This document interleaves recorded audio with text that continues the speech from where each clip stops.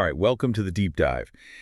For those of us who like to really dig into what makes us human, well, today we're going to be diving into something really at the heart of it all, empathy. And we've got an excellent guide for this, a real in-depth look at the topic from the Stanford Encyclopedia of Philosophy. Yeah, their entry on empathy should be fascinating. Should be. So today, we're going to try to unpack this idea of empathy and how it shows up in philosophy and psychology, how it shapes, how we understand each other, our social lives, even our morality. It might seem simple at first glance, but it gets, well, pretty complex. Oh, definitely. There's not just one definition of empathy. It's more like a whole cluster of ideas that people have been debating for a long time. So we'll be looking at it from all sorts of angles, going back to folks like Human Smith and bringing in some of the latest research from neuroscience and psychology. Sounds good. So where do we even start with something like this? Well, the word empathy itself is fairly recent, only appearing in English in 1909 when Edward Titchener, who is a psychologist, he translated the German word Einfühlung, which literally means feeling into. Feeling into. hmm Okay. Before that, people often used sympathy to cover similar territory, but there was a subtle shift there. Interesting. It is something more than just observing, right? This feeling into. Yeah. What were those early thinkers trying to get at with that? Well, David Hume said, the minds of men are mirrors to one another, and that's a pretty good starting point. It's this notion that when we encounter other people, we can somehow resonate with them, maybe even recreate their thoughts and feelings inside ourselves. Now, of course, not everyone agrees with this resonance view, especially some of the phenomenologists, but it was definitely central to Theodore Lipps' work, who was really the key influence on Titchener's translation. Right, right. Lipps, his name pops up a lot when you're reading about empathy. What was his big contribution to the whole concept? Oh, Lipps was crucial. He basically took this idea of Einfühlung, empathy, and moved it from being mainly an aesthetic concept, like in 19th century German aesthetics, they were all about beauty and art, and he made it a fundamental concept in social and human sciences more broadly. To really get why, we need to think about the philosophical world he was living in and why people were turning to empathy to explain, say, our appreciation of beauty. Right, because at the time, it was all about objective sense data, right? Exactly. From a strictly empirical standpoint, our understanding of the world, it's built on sensory input, right? But when we experience something as beautiful, like a stunning landscape or a piece of music, that appreciation, it feels just as direct as seeing a color or hearing a sound.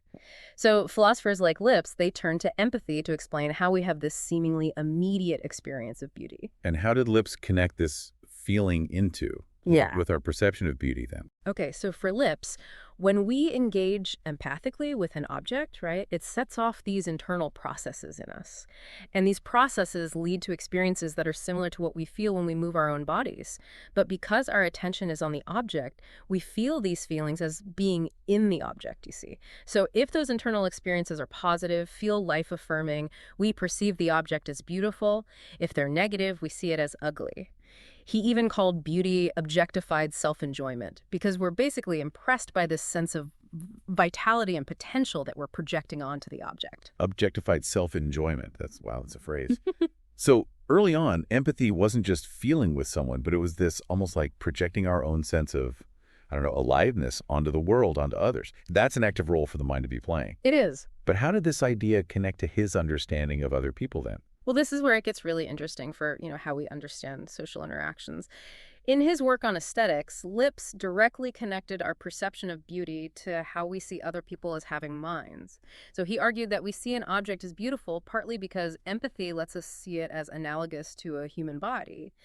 And in a similar way, he proposed that we recognize another person as having a mind because of this same empathic process. So empathy is how we even recognize minds in others. That's what he claimed. Hmm. In this social context, Lipps said that empathy works as inner imitation. So our minds mirror the mental activities of another person based on watching their physical actions or expressions. He thought this mirroring was rooted in our natural tendency for mimicry, which Adam Smith had also talked about. Even if we don't outwardly imitate someone, Lipps said there's this inner tendency to, and that creates similar sensations in us as the person we're observing. So seeing an angry face might make us internally imitate that expression, and in a way we're imitating their anger inside ourselves. And because we're not aware of this inner mimicry, we perceive the anger as being in their face. And he didn't limit this to emotions, did he? No, he didn't. Lipps also talked about intellectual empathy. He believed that our recognition of any mental activity that takes effort, like thinking, solving problems, understanding, it's all based on this empathy or inner imitation. We're basically reenacting their mental effort in ourselves. Okay, so Lipps put empathy right at the center of how we understand other minds. Did other philosophers at the time agree with him? Well, Lipps' claim that empathy is the main way we know other minds, it sparked a lot of debate in the early 20th century. You had philosophers like Prantl, Stein, and Scheller. They all engaged with his ideas. Even those who disagreed with the specifics of Lipps' account, they were drawn to the concept because his argument was tied to a critique of what was then the dominant explanation for knowing other minds, what John Stuart Mill called the inference from analogy. Right, the inference from analogies. For anyone who's not familiar, can you give a quick breakdown of that argument? Sure. It starts with a Cartesian idea of the mind, right? We have direct access to our own thoughts and feelings, but our knowledge of other people's minds is indirect and uncertain, and it's based on observing their behavior.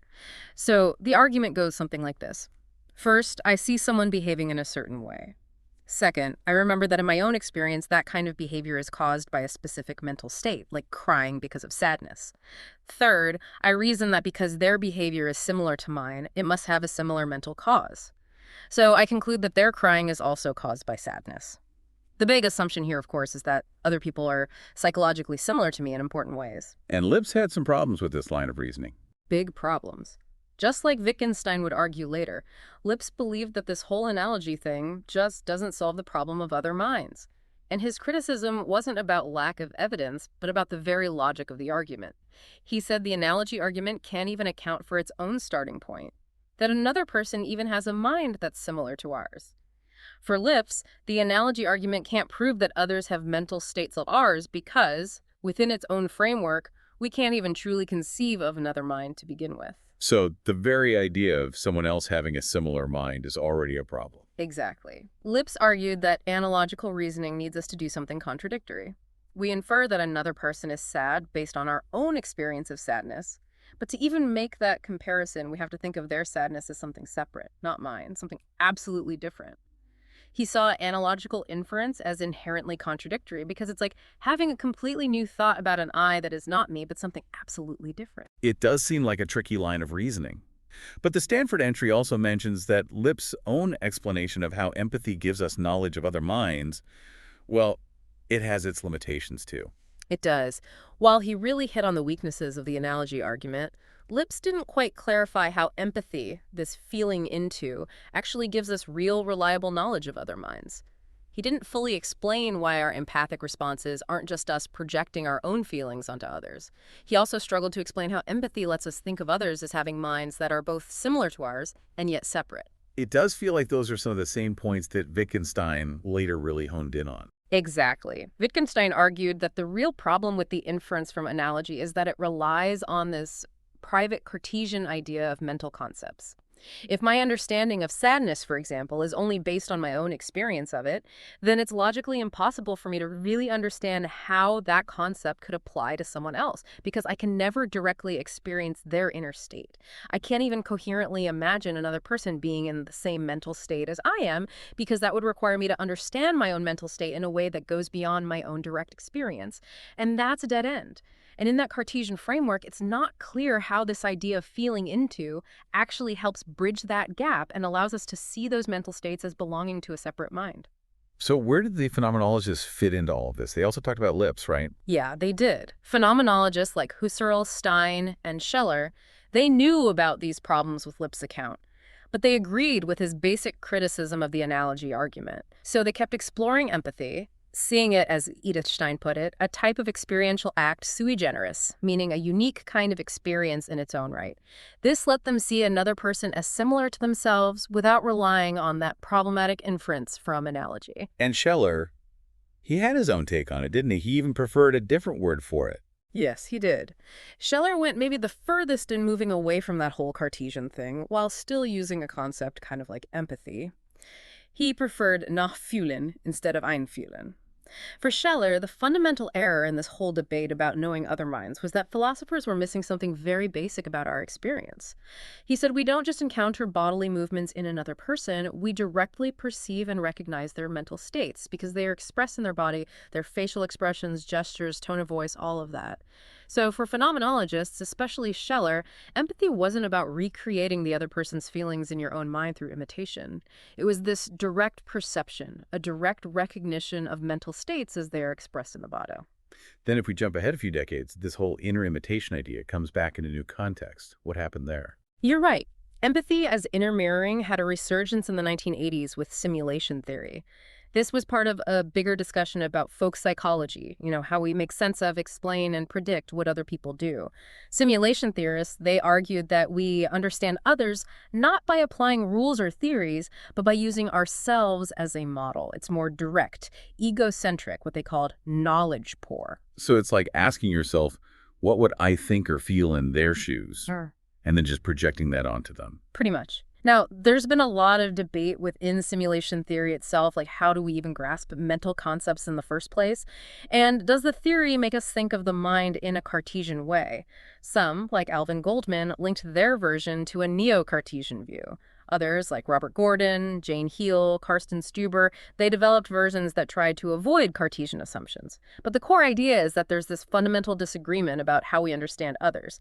Are we running a simulation of them in our minds, or are we applying some kind of mental theory? And that's where mirror neurons come in, right? From neuroscience. Exactly. The discovery of mirror neurons has been seen as evidence for this older idea of empathy as inner imitation, like what Lips was talking about.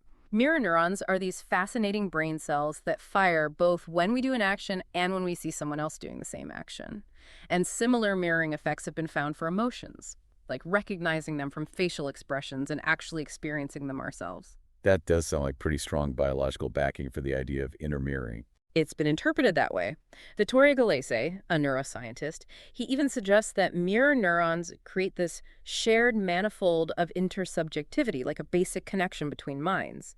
Karsten Stuber, building on Lips, calls these mirror neuron mechanisms basic empathy, and he thinks they let us directly grasp someone else's emotions from their face and understand their movements as goal-directed.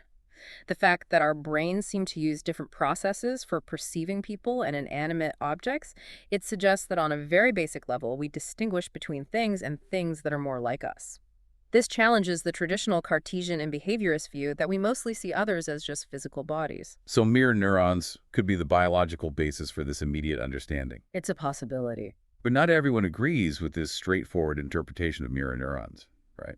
Oh no, definitely not. Some researchers and philosophers argue that maybe this neural resonance actually depends on some prior understanding of what's going on in the other person's mind, rather than being the source of that understanding. They also say that our mirroring is never a perfect copy. Jean DeCity, another neuroscientist, has argued that when we see someone in pain, the activation in our own pain matrix might be more about our awareness of the danger and the urge to withdraw, rather than us actually feeling that pain. And I imagine the situation itself probably affects how we respond, too. For sure. Our neural responses and how much we empathize, they are definitely shaped by the context, like how close we feel to the person, whether their situation is justified or not, whether their suffering seems necessary or avoidable. So basic empathy seems to be only one part of the picture when we talk about how complex social interaction really is. What about understanding things like beliefs and intentions? You're right. We do way more than just recognize basic emotions or actions. We interpret behavior in complex social situations, considering people's beliefs, their desires, their reasons for acting. Neuroscience shows that these more complex tasks, called mentalizing or higher-level mind-reading, they use different parts of the brain, like the medial prefrontal cortex. So there seems to be a difference between this higher-level understanding and the basic emotional and motor resonance we were talking about earlier. And even in neuroscience, the debate continues.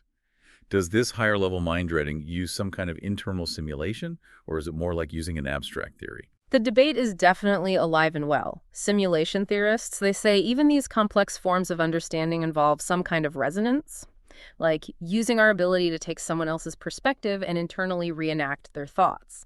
They talk about different types of empathy, like reenactive empathy, which Stuber talks about, or reconstructive empathy, which is Goldman's term, both involving more deliberate perspective taking. And it's interesting that this mirrors the old philosophical debate about whether empathy is the special method of the human sciences. It does seem to keep coming back to that. There's also this growing idea of empathy as a more direct kind of perception, almost like directly perceiving other minds. That's a big trend right now.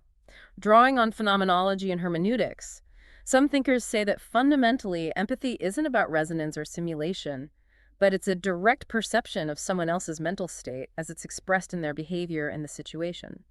They also think that maybe our complex social thinking relies on interpreting actions within narratives or cultural frameworks, not just on theory or simulation.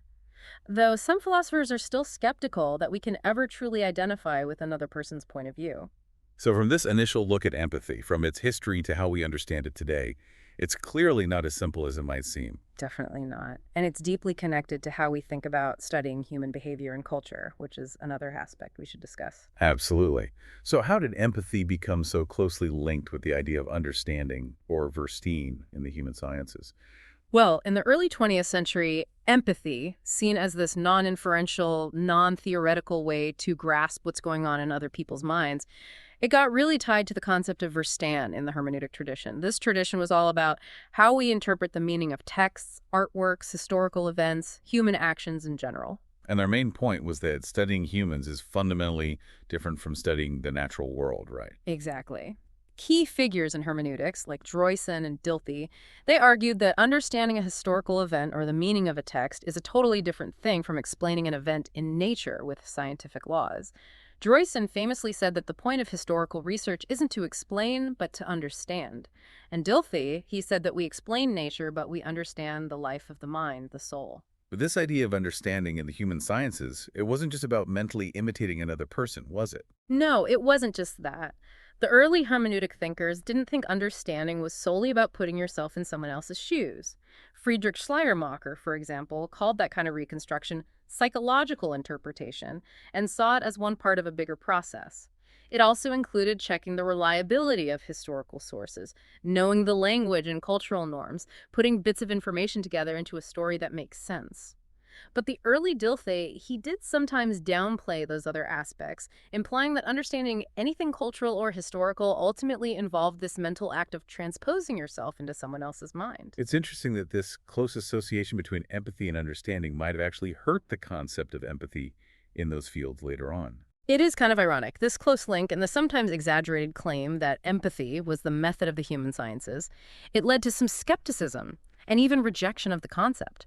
People started seeing empathy proponents as having a naive and limited view of how to study these complex fields.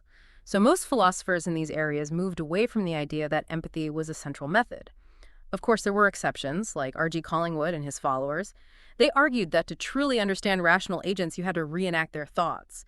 But it's important to note that the focus in the philosophy of social science back then was on how to justify explanations, not so much on the psychological mechanisms, which became a big deal in those later folk psychology debates. So what were some of the specific problems people had with relying too much on empathy as a method within hermeneutics itself? Well, modern hermeneutics, while still acknowledging a difference between studying humans and nature, they tend to favor this broader idea of understanding over a specific focus on empathy, for a couple of reasons. First, they say that the facts historians and interpreters are interested in, they don't depend entirely on what individuals experienced. The historian isn't just trying to reconstruct exactly what someone thought in the past. Gadamer, for example, argued that the meaning of a text isn't fixed by what the author intended. It also includes what the text has come to mean over time. Makes sense. The impact of a work of art or literature can change over time, go beyond the artist's original intent. Yeah. Right. Now, this doesn't mean empathy has no role at all. It just means it can't be the only or even the most reliable tool, especially since understanding individual thoughts and motivations can still be a part of the broader process. The second critique is that seeing understanding as mainly based on empathy can seem, well, a bit simplistic. It's like imagining this meeting of minds happening outside of any social or cultural influence. But we're always embedded in our social and cultural worlds. So to really understand someone, you have to grasp the context they're in. Plus, the person doing the interpreting, they come from their own culture, which can be very different, making that direct mental imitation hard or even misleading. So for them, making sense of others is inherently cultural, and the traditional empathy-focused theories just don't capture that. Now, what about the criticisms from a more naturalist or scientific perspective? Those folks who think everything can be explained scientifically. Naturalists in the philosophy of social science, they reject this sharp divide between studying humans and studying nature. They say that the goal of any science, including studying humans, is to explain, and often to predict. So for them, empathy might be a helpful starting point, But it's not how we actually justify our explanations. Carl Hempel, he was a big proponent of this view. He said scientific explanation uses laws that connect causes and effects, whereas empathy, being a subjective experience, can't really give us the kind of objective general knowledge we need to make broader claims about behavior. So just because I can imagine feeling a certain way doesn't mean everyone would, or that feeling would lead to a specific action. Exactly. Some philosophers, like William Dray and Jae-Won Kim, they pushed back a bit, emphasizing reason explanations and norms in understanding human actions. But Karsten Stuber, even though he defends a role for empathy, he points out that these alternative views can create a kind of ambiguity in how we understand explanation and causation when it comes to humans. Interestingly, Stuber tries to find a place for what he calls reenactive empathy within this naturalist view. He says when we're trying to justify our everyday explanations of why someone did something, especially when those explanations involve their beliefs and desires as reasons, we often need to mentally reenact their thinking to see how those beliefs and desires really motivated them. This is particularly relevant when you consider the frame problem. How do we even know which beliefs and desires are relevant in a given situation? It's fascinating how these debates about empathy were happening while psychologists were doing their own empirical work on the concept. Absolutely. While philosophers were arguing about how important empathy is for understanding others in the human sciences, psychologists have had a continuous interest in it, all the way back to the 18th century and figures like Hume and Adam Smith. Those early thinkers saw empathy, or sympathy as they often called it, as key to our social and moral nature, providing the emotional basis for connecting with others and having moral feelings. This laid the groundwork for a ton of psychological research on empathy, especially in the mid-20th century and beyond. And psychology has looked at empathy from a couple of different angles, hasn't it? Yeah, there are two main research traditions. One focuses on empathic accuracy, which is about how well we can identify and understand the thoughts, feelings, and intentions of others. This research looks at how reliable our judgments are and what factors might influence them. The other tradition, which has probably had a bigger impact on philosophy, focuses on emotional empathy, looking at empathy as an emotional response we have to others. This research gets into questions about moral motivation, how empathy develops, and its link to pro-social or moral behavior. It seems like those early definitions of emotional empathy in psychology were pretty broad, covering lots of different responses to others. Oh, yeah, they were quite broad. One influential researcher, Stotland, defined it as simply an observer experiencing an emotion because they see that another person is experiencing or about to experience an emotion. So you could have all sorts of emotions under that definition, from pity and compassion to even envy or schadenfreude. But since the 1980s, psychologists have been trying to be more precise about what empathy is, to separate different emotional and cognitive responses we have to others, often using distinctions made by philosophers like Max Scheler. And making those distinctions is crucial for figuring out how our minds work when we interact. Right. Absolutely. It's really helpful to separate concepts like emotional contagion, affective or proper empathy, sympathy, sometimes called empathic concern, and personal distress. Emotional contagion is basic, like when we catch emotions from people around us without even realizing it. Affective empathy involves sharing someone else's emotion, although there's debate about how similar our emotion needs to be to theirs. The important thing is that it usually involves some sense of self-other distinction, and it's focused on the other person's situation as the source of the emotion. Sympathy or empathic concern is different. It's a feeling of care directed at someone else's negative state, often with a desire to see them do better. And personal distress is more about our own negative reaction to someone else's distress, which might make us avoid them rather than help. In real life, I imagine it's tough to separate those responses. They probably happen all at once. Often they do, and early research that didn't differentiate them carefully got mixed results because of that. But conceptually, especially for understanding why we help others, it's vital to distinguish them. But even now, separating them clearly in a research setting can be tricky. When we're talking about how empathy affects our actions, it's really important to be clear about how empathy is being defined and measured in a particular study. Which brings us to morality. hmm What's the connection between empathy and morality? Philosophers and psychologists have been thinking about that for ages. They have. Moral philosophers want to know what drives us to act morally and why we should even care about morality. Moral judgments often feel like they have a kind of force, demanding certain actions and giving reasons for them. We also tend to think of moral norms as having a wide, if not universal scope, meaning they apply even when they clash with our local customs. And we think truly moral motivation should be selfless. So the question is, how does our actual human psychology, which can be very situational, emotional, and biased, fit with this idea of universal selfless morality? And as we talked about earlier, philosophers like Hume and Smith in the 18th century, they thought that our capacity for empathy and sympathy might be a big part of our moral lives. Exactly. They said our ability to feel with and for others is why we are social and moral beings, the emotional foundation of our moral judgments. Kant and his followers, they were more skeptical about basing morality on feelings, but recently there's been a renewed interest in that Humean and Smithian view. Some philosophers now say empathy is the bedrock of morality. Others, like Jesse Prince and Paul Bloom, they've offered strong critiques, saying that relying too much on empathy for moral guidance is problematic, especially because of its susceptibility to biases. Let's dig into that a bit more. What's the argument for empathy being a major motivator for altruism? A key contribution here is Daniel Batson's empathy altruism thesis. He defines empathy specifically as empathic concern or sympathy, those warm, compassionate feelings you have when you're moved by someone else's suffering. He did a lot of experiments to show that feeling empathy for someone in need leads to genuinely altruistic motivation, where the goal is to make that person better off, not to get something for yourself. And how did he rule out those self-serving explanations for helping? Batson cleverly designed his experiments to manipulate both how much empathy people felt, often by making them feel similar to the person in need, or asking them to see things from that person's perspective and the situation, especially how easy it was to avoid helping.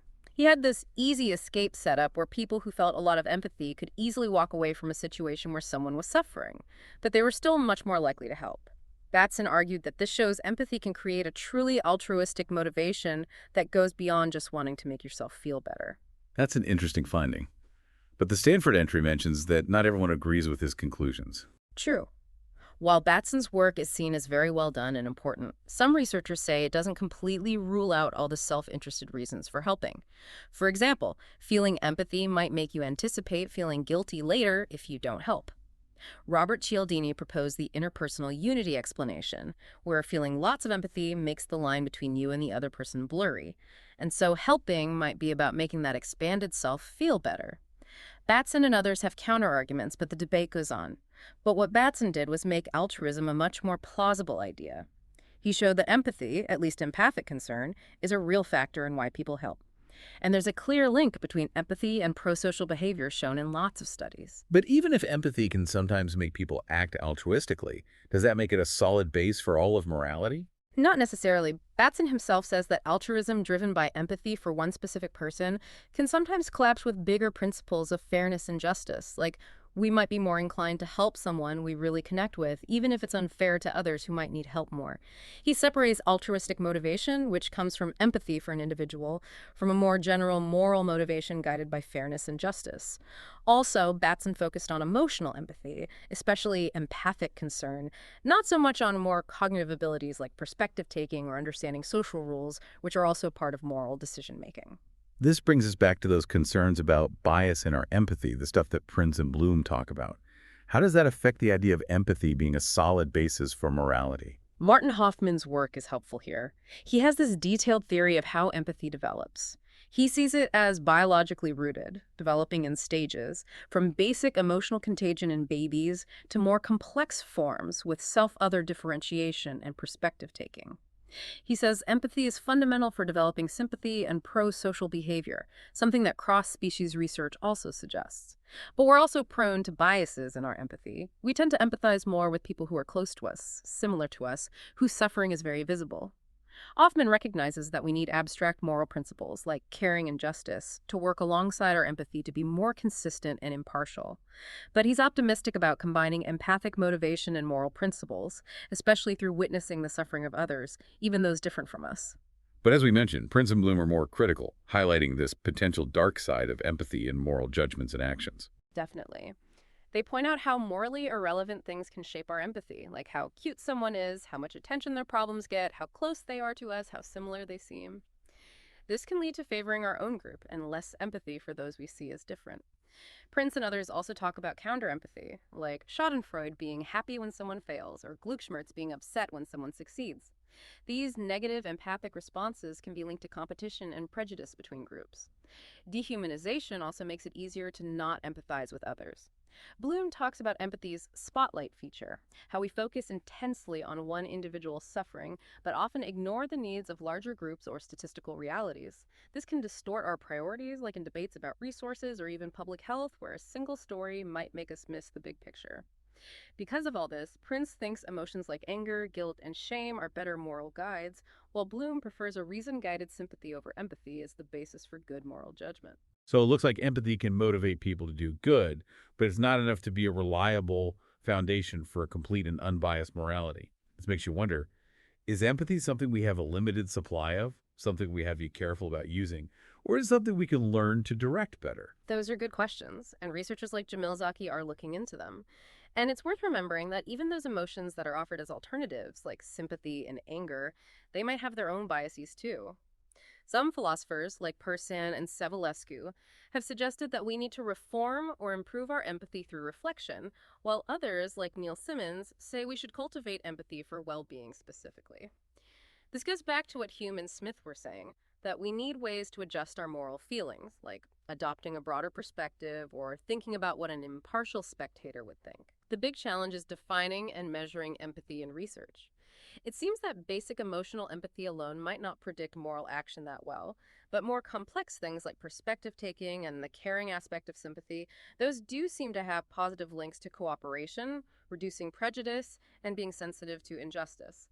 Although even those can get complicated in conflicts between groups. One last thing. How does empathy connect to moral judgments themselves and the authority we give to moral rules? Does empathy help us tell right from wrong or tell different kinds of rules apart? Developmental psychology research suggests that empathy might play a role in how we distinguish between moral norms, things about rights, justice, welfare, and conventional norms, which are more about social customs and rules. Kids, for instance, react differently when these different types of norms are violated.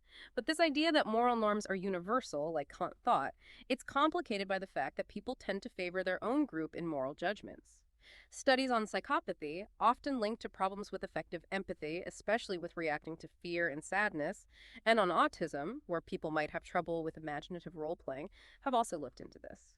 Some studies say psychopaths might have trouble with emotional empathy, but can still understand the difference between moral and conventional rules on a cognitive level.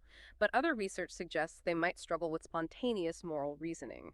Research on autism and moral understanding is complex and sometimes contradictory, leading some to believe that maybe typical empathy isn't strictly necessary for moral judgment. Other views on psychopathy focus on a broader emotional deficit, a lack of cold heartedness, or problems with rational thinking. Moral sentimentalists, following Hume, say our moral judgments are based on our emotional responses, especially those linked to feeling sympathy for the pain and pleasure of others, though they also acknowledge the need to regulate those responses with a more objective view. One problem for this view is separating things we just don't like from things we consider truly morally wrong. Modern sentimentalists like Michael Sloat think moral approval comes from recognizing someone else's empathy, and disapproval comes from a lack of it. But this view also faces criticisms, like whether it can explain moral motivation, the potential for bias, whether the chill we feel with disapproval is accurate, and whether the